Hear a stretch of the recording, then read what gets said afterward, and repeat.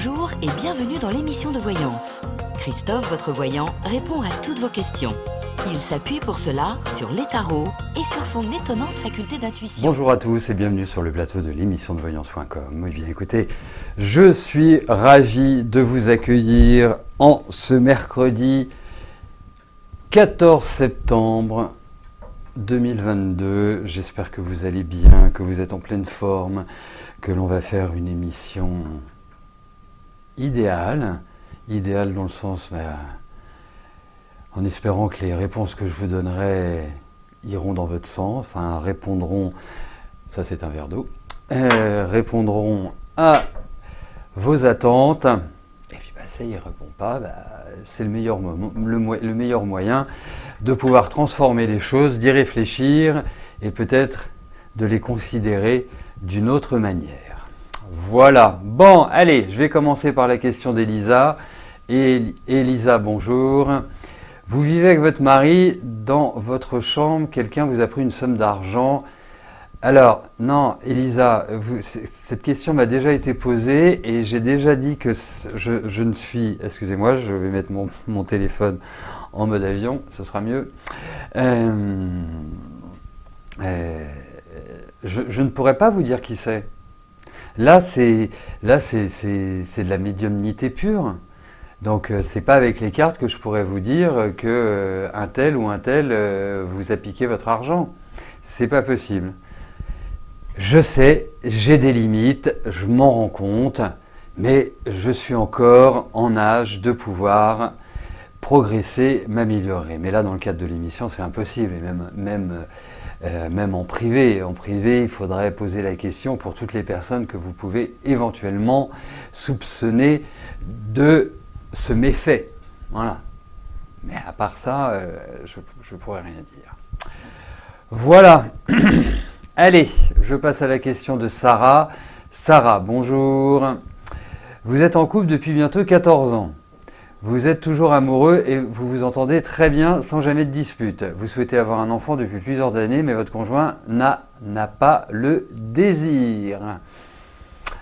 Vous aurez 37 ans à la fin de l'année, vous vous inquiétez. Vous allez entamer une thérapie conjugale à ce sujet avec l'espoir pour vous que sa position évolue sur la question.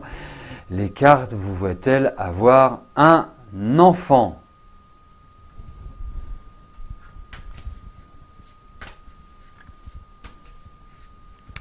Allez.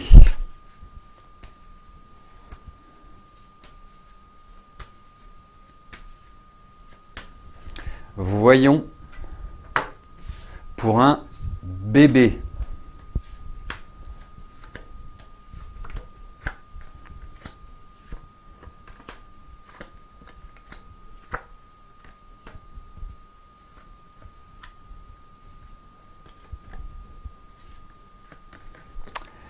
Alors,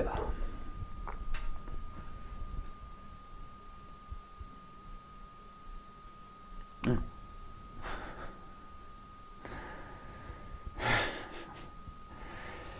croyais que vous parliez à Sarah au niveau de la caméra. Je me disais, c'est un peu... Alors, Sarah, premièrement, vous êtes faite pour être maman. Deuxièmement, je vous trouve quand même une petite fragilité, ce qui n'a rien à voir avec votre mari, hein. Je vous trouve quand même une petite fragilité gynécologique. Donc, j'imagine que vous allez voir quand même de temps en temps une gynéco ou un gynéco, mais surveillez quand même cette zone-là. Hein. C'est pas pour vous dire que vous n'avez pas d'enfant, que c'est une endométriose hyper sévère. Non. Franchement, je vous vois avec des piou-piou. Voilà, j'en sais rien, en tout cas avec un piou-piou. Vous verrez déjà, c'est du boulot.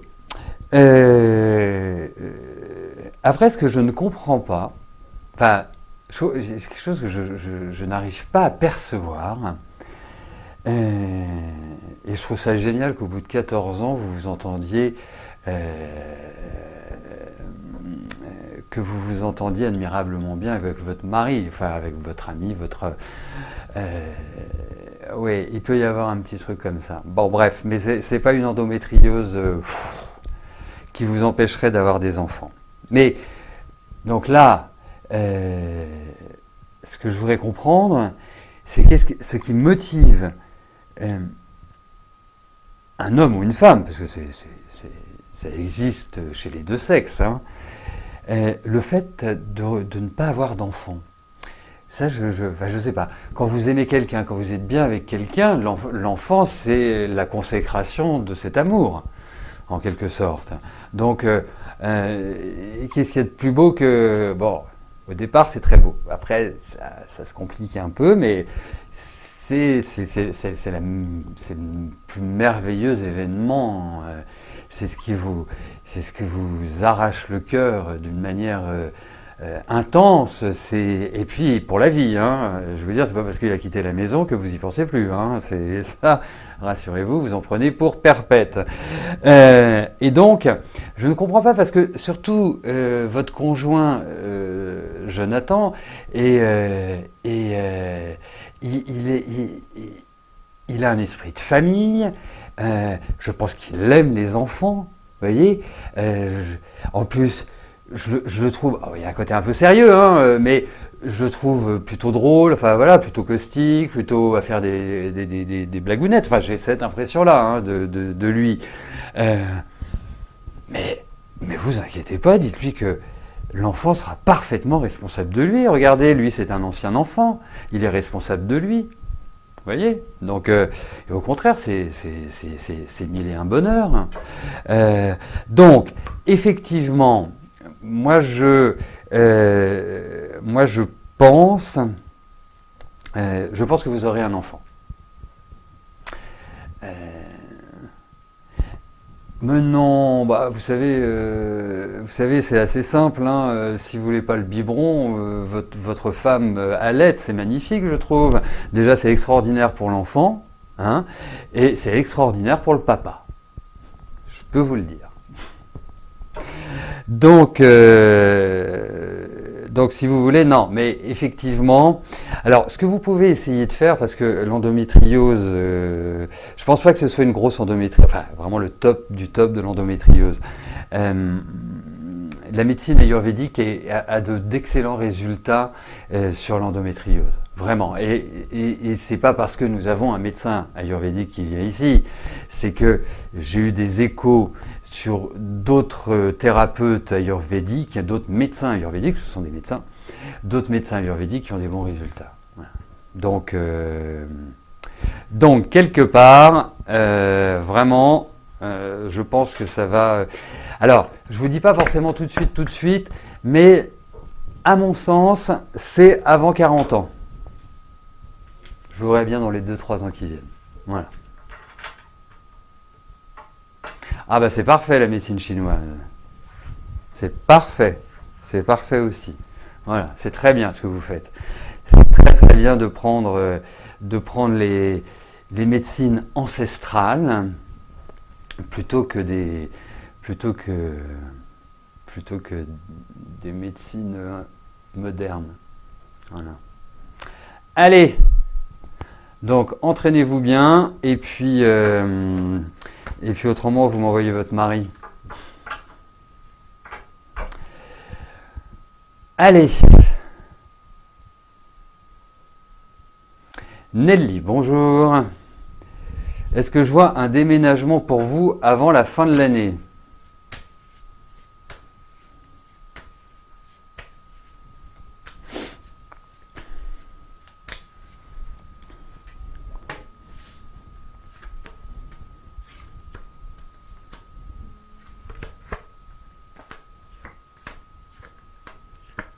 Alors, il y a un changement, il y a un déménagement. Il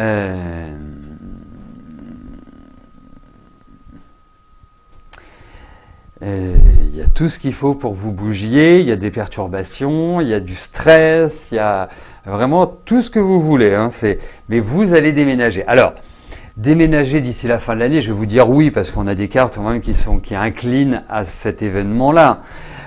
Ensuite, vous dire que ce sera avant le 31 décembre et que ce ne sera pas le 20 janvier, voilà. Mais en tout cas, il y a vraiment cette idée de déménagement, de changement, ça pourrait même faire un changement de ville, c'est quelque chose qui m'apparaît comme étant assez large, malgré tout. Donc d'une certaine manière,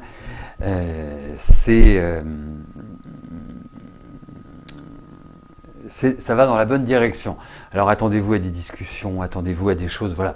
Vous avez envie de mettre un coup d'accélérateur, on vous freine. Quand je dis on vous freine, l'extérieur vous freine. Des discussions vont en jaillir et un changement va s'opérer. Voilà. Ça m'apparaît être un peu les différentes étapes de votre déménagement, Nadine. Pas du tout Nadine, Nelly. Mais elle est trop rapide, Stella, c'est pour ça. Elle va beaucoup trop vite, elle ne se rend pas compte que à mon âge, il faut y aller pas trop vite le matin et doucement l'après-midi.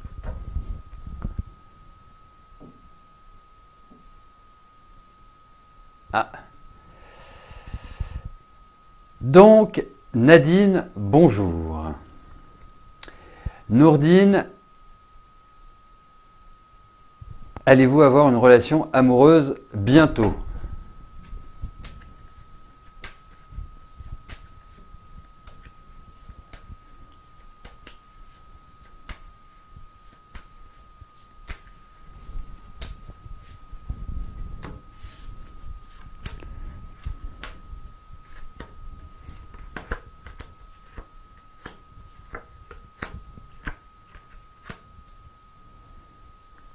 Alors, moi je vais vous dire une chose.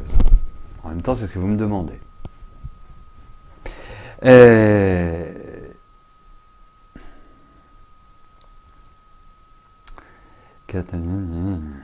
Alors, une relation avec lui, je vous dirais pourquoi pas. Mais si vous avez juste envie d'une relation comme ça, histoire de, parce qu'il y a une attirance, parce que voilà, vous avez envie de passer, en tout cas j'espère, des moments agréables, c'est très bien. En voulant aller plus loin avec lui, là, j'émets quand même des réserves. Quelqu'un fort tempérament, vous n'allez pas toujours vraiment savoir ce qu'il pense. Quelqu'un qui voilà, qui a une forte personnalité, qui aime bien voilà, faire les choses comme il l'entend. En fait, je trouve après, il peut y avoir une espèce d'évolution personnelle, spirituelle, parce que dans la vie de Nourdine, je trouve qu'il y a eu quand même pas mal de montagnes russes, de up and down. Donc, d'une certaine manière, c'est une relation qui risque d'être assez complexe en réalité. Donc, d'une certaine manière, je ne suis pas certain que ce soit la bonne idée. Après, je pense que vous lui plaisez, mais c'est pas forcément quelqu'un qui va s'ouvrir de manière directe. Voilà. Donc, en fait, je réponds plus à votre question par un avertissement. Je dirais, tombez amoureux si vous voulez tomber amoureuse, hein, mais faites quand même, voilà, soyez un peu prudente.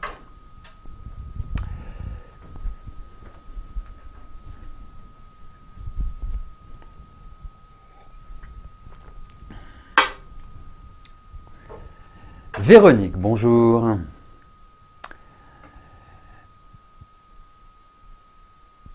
Alors, le 25 octobre, vous passez un scanner pour le cœur et tout ce qui est respiratoire. Il pense peut-être à un souffle-cœur ou plus grave. Est-ce que je vois une opération où ce n'est plus possible et trop dangereux?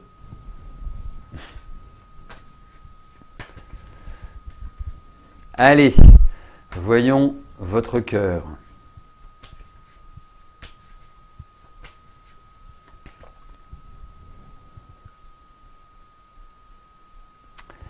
Alors, si Annabelle ne voit pas elle ne voit ni l'image ni le son, est-ce que Stella, tu peux lui dire d'appuyer sur la touche F5 de son clavier, donc rafraîchir sa page, ou autrement, de fermer son navigateur et de revenir, et normalement ça devrait marcher, hormis s'il y a un problème machine. Voilà. Merci Stella.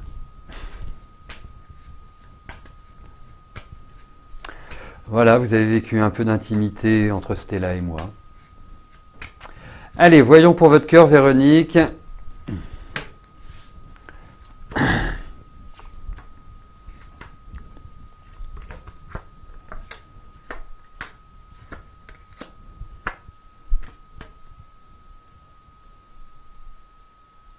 Alors, effectivement, je trouve que c'est pas forcément glop, hein, disons-le.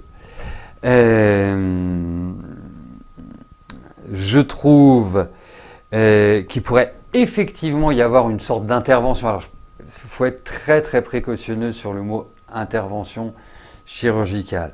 Pourquoi? Parce que, par exemple, une biopsie, c'est une intervention. Et pourtant, non plus, enfin bon, c'est pas toujours très agréable, mais ça reste léger. Ça peut être une exploration. Vous voyez, c'est pas simplement une opération à cœur ouvert où on vous coupe en deux. Donc, il y a effectivement cette idée-là. Après, je pense aussi, et vous me direz, parce que je pense aussi que ça peut être lié à une sorte de malformation qui peut vous jouer des tours. On a l'impression que votre cœur, il fonctionne par, je ne vais pas vous dire quand il a le temps, mais un peu comme ça. Vous voyez, ça marche, ça marche pas, ça marche pas. Son rythme est assez erratique. Donc voilà. Donc, écoutez, je vais vous dire une chose. Je pense que les médecins peuvent faire quelque chose. J'ai cette impression-là.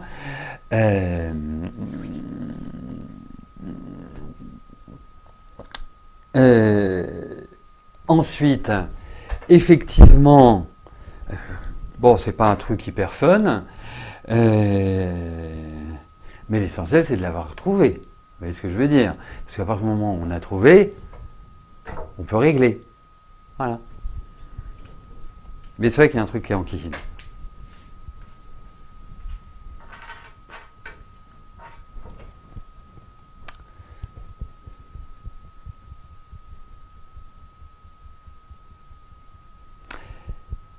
Laetitia, bonjour. Comment je vois évoluer votre vie de famille? Vous êtes en couple, votre conjoint ne fait rien, les difficultés financières s'accumulent. Parfois, on peut dire que la réponse est dans la question. Allez, voyons. Voyons votre vie de couple. Hein.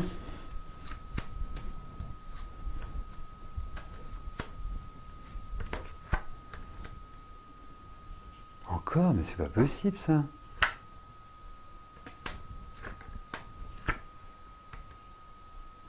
Alors, ça ne se reproduira plus, hein, mais je risque de finir. Je vais finir l'émission après la question d'Eugénie, j'ai plus de batterie. Alors, vous voyez, bon, bien évidemment, vous avez vos soucis financiers, vous avez la vie qui n'est pas simple, mais là, je vous sens un ras-le-bol, mais alors, très au-dessus. Très au-dessus. Là, vous êtes à fleur de peau. Hein. D'autant plus que vous avez quelqu'un en face de vous. Bon, vous dites qu'il ne fait rien. J'irais même au-delà. C'est-à-dire que j'ai l'impression que c'est un peu... alors comment je pourrais dire ça? Une sorte de profiteur. Je suis désolé de vous parler en ces termes. Voilà, j'ai pas à juger, mais c'est le sentiment qu'il donne. Avec des grandes idées ou des grands ceci et des grands cela, mais pas suivi des faits. Et moi, ce qui m'enquiquine un peu plus, parce que vous pouvez avoir dans la vie une période où vous êtes un peu à plat, où vous n'êtes pas dans une énergie extraordinaire, et c'est un passage, ça arrive à tout le monde.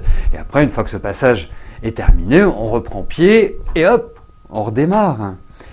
La seule chose, c'est que je ne le sens pas comme ça. Et la deuxième chose, c'est qu'en fait, parce que ce qui est important, c'est l'amour. Même si vous êtes avec quelqu'un qui fait pas grand-chose et qui ne s'investit pas, mais s'il y a de l'amour, s'il y a vraiment un partage, voilà, un partage affectif, il y a un partage sensuel, là, j'ai l'impression que c'est le désert des Tartares, hein, à tous les étages. Donc effectivement, compliqué. Compliqué et je ne sens pas la motivation. C'est surtout ça. Allez, rapide, la question d'Eugénie. Eugénie, bonjour. Au mois d'octobre, vous allez passer un examen oral pour finaliser la VAE afin d'obtenir le diplôme de monitrice éducatrice. Allez-vous l'obtenir? Allez, on y va. C'est parti. Et n'oublions pas que demain à 13h30, nous serons tous sur Instagram pour notre prochaine émission. Je pense que vous allez l'avoir, mais alors c'est pas simple, ils vont être pénibles. Il pourrait même y avoir du retard ou des choses comme ça, donc ça va pas être ça. N'oubliez pas que du lundi au vendredi, à partir de 13h30, je réponds en direct à vos questions sur le site de l'émissiondevoyance.com et j'aborde avec vous tous les sujets qui vous tiennent à cœur.